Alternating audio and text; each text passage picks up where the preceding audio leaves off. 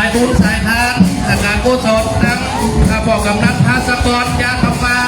กำนันตำบลปลูกแรกอำเภอล้อมจังหวัดแพร่อันนี้ก็คิดน้ำใจอะไรเนาะสบายจะพาป่านะมาถวายเป็นนั้นกิจการโกงกับบ้านเขาทางบุญทางที่นาจาคำฟ้าบุญหอกบ้านยาคำฟ้าบุญแบบพร้อมบ้านยาคำฟ้าบุญพัทยาดีนาบุญกอบใจยาคำฟ้านักข่าวทุกที่ตามฟังอารมณ์นักข่าวจากท้องการออกมาเป็นอีกระยะที่น่า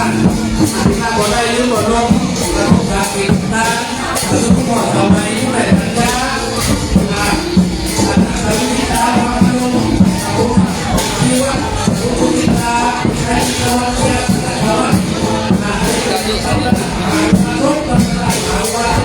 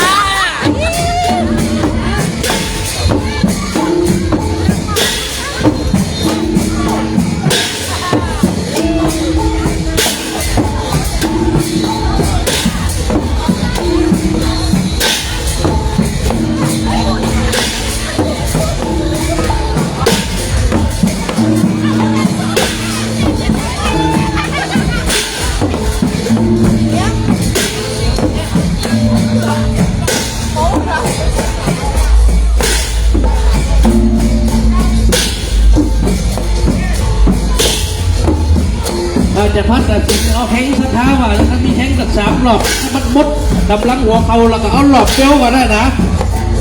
ก็มันมดกับลังหัวเขาเลยต้องเจออย่าหลอบเพราะถ้าจะเอา5 รอบก็เอาเลยขึ้นหุ่งเลยก็ได้เนอะเอาขึ้นหุ่งเลยก็ได้นะคุณเจ้ามาเจว่าเนอะอนุโมทนากันนะศรัทธาเนาะเป็นนาบุญนากุศลด้วยกันนะธรรมดาเนาะกินตาลมดดึงแหงมดดึงดึงแหงสายแหงซ้ำนะแหงสายกระจุยกันขนาดแหงซ้ำกับมีอย่างกระจกให้จกพร้อมขออย่างเดียวนะอย่ามันมดแหงใจเนอะมดแหงใจที่บ้านใจอะนะมาเป็นวัดมาเป็นฟ้านะหน้ามดแหงใจนะมดแห่งใจแห่งสายมดใจแห่งนำมดใจแห่งใจที่ทำมดแห่งสายมดไปติดไปรับ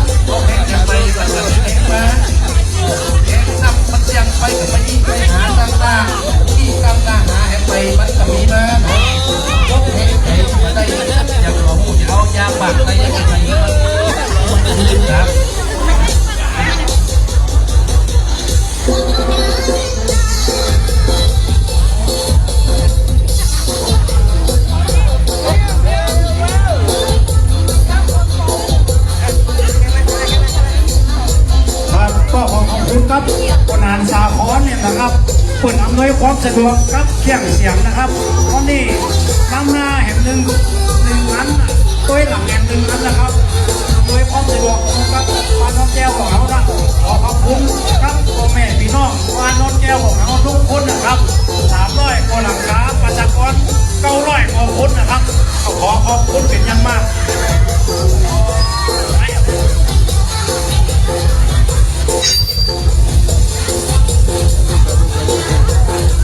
ในวันนี้นะครับบอกว่าในบ้านก็ขอมาสนุกสนานกันเต็มที่เลยนะ